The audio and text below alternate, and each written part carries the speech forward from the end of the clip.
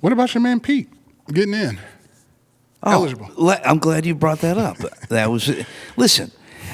Shoeless Joe Jackson. Listen, I heard And so Pete. many people saying that Pete did it to himself, which okay, he did. He knew the consequences. I heard Rob Parker's ran on it. What did he say? What did Rob Parker basically said, he doesn't think that he should get in. That, Pete knew what he was doing, and he gambled himself out of the Hall of Fame. That it was a strict no policy about betting, blah blah blah. Then I also read that at one point, Bart Giamatti told him, listen, I'll give you a year's suspension. You admit that you gambled. You stay out of baseball for a year, and all is done. He decided not to do that, and look what happened. So now he has been ineligible till after his passing.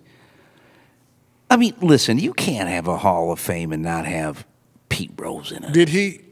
Did Pete Rose ever I don't believe he gamble ever betted while he was playing? Was that ever proven?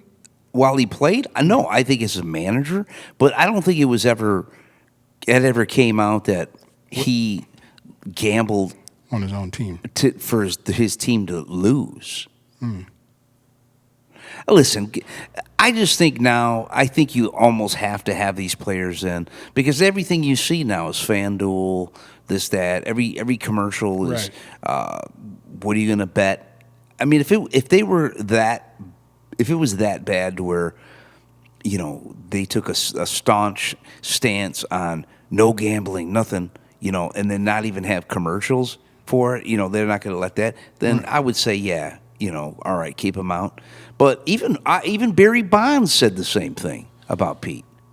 Barry Bonds basically said, everybody was shooting steroids in the 90s, which I can believe that. Do you think Barry Bonds should be in the Hall of Fame? Yeah. I do too. I mean, Listen, of course he's going to say he did it. right. But Barry Bonds made a point that he's probably one of the, when you look at his stats and hits and home runs. He's a Hall of Famer before. Yeah. He's a Hall of Famer before. But I mean, even with his And the after timeline, the point, yeah, the timeline after. that he say he did it before he was a nightmare. Yeah, I think he should be in the Hall. Pete Rose playing baseball has nothing to do with him gambling. It's against the rules, yeah. I don't know. You fine him hefty, like I said, you can't. But I think he was. I think hits. he just was because of the what they did in the early 1900s with Mountain Landis, basically banning the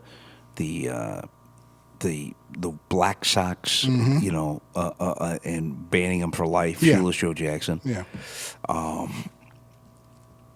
I just think that was that's the way it was, and he just happened to get caught up in it. Mm-hmm. And I think now that they kind of loosen the shoestring, so to speak, and then like I said, it'd be different if it was no gambling, nothing. Right. But that's all you see and hear now. That's it. And there's advertisements for it. Mm-hmm. Yeah. I mean, we talked about it last year. I mean, on the Roar when J-Mo a year or so ago was suspended for betting on NCAA March Madness. Right. So I listen. I think Pete should be in the Hall. He should have been. It's kind of it makes me sad that he couldn't have been there to get in and do his Hall of Fame speech. I had read from. I listened to a podcast called Lost Ballparks, and they were doing an interview with George Murphy, who was a broadcaster, and he basically was saying that he knew Pete Rose really well, and that Pete told him, hey, if you ever get in, he goes, man, I already have my Hall of Fame speech written, so maybe somehow he gets in. I wonder if he'll be in next year. now that they put him in. But here's my thing: you put Pete in. Does that mean automatically that Shoeless Joe Jackson should go in? I still think Lou Whitaker needs to be in the Hall. Why is it that the committee? I mean, you might have more of an understanding. No, why is it the committee seems to just give Lou the shaft? I mean, it's when you look at other play, Scott Rollins is in Rollins or whatever you want to call him is in the Hall of Fame. Scotty Rollins. And Lou Whitaker's not. I was looking at the some of the people that are in the Hall. Dave Parker just made it. Dave Parker just made it into the Hall this year. But the Cobra was great. He was good. Listen. Lou Whitaker should be in the Hall. First of all, again, I can say this again. Sweet Lou Whitaker. Okay? So there's only one other second baseman better than Lou. I keep saying it. Like Isaiah not on the Dream Team, Lou not in the Hall. It's the same thing. Robbie Alomar is the best second baseman ever to play. Then Lou Whitaker, then Joe Morgan. The stats are there. Joe Morgan's in the Hall of Fame. Yeah. Joe Morgan's a great player. Lou Whitaker's stats defensively is not even close. Yeah. It's not. I agree with you. It's not. I couldn't agree more. I feel like, I don't know. It's almost like it doesn't make sense. I don't feel like this Hall of Fame stuff is. You can't say it's if you have to. It's a popularity thing. Yeah, it's a one vote. Like Lou wasn't popular, but why does the sports writers have the say so on it? And why does it have to be 75 or 76%? Yeah, we revisit this. Either you can play or you're not. Either you're great or you're not. Like again, when Jeet got in, one person didn't vote, 1% off. Why?